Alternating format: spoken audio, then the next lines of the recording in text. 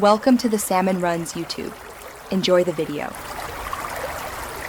You start by confirming the prerequisites: sufficient health and stamina, plus the key item from the Divine Beast.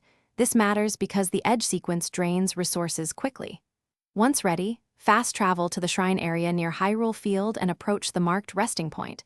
This sets the spawn trigger.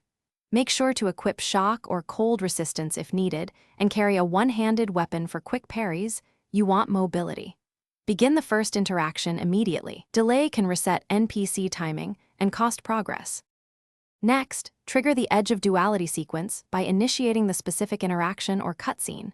Precision matters because the enemy pattern is scripted. Once it begins, use Flurry Rush and timed shield parries to break stagger frames. This is how you create the opening for high-damage windows. Make sure to time charged attacks after enemy knockdowns and regulate stamina for evasive dashes on ledges. You need that half-second cushion to avoid fatal falls. Keep pressure consistent to prevent the fight from resetting. To finish, capitalize on the final stagger. Perform the finisher attack during the open window to force the drop, because the weapon only spawns on successful stagger finishes. Once obtained, save immediately to avoid losing the item.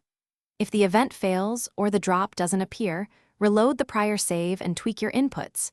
Reduce or increase delay by roughly 10 to 20%, change weapon reach, and try again. One key troubleshooting tip: re-equip shock-resistant gear.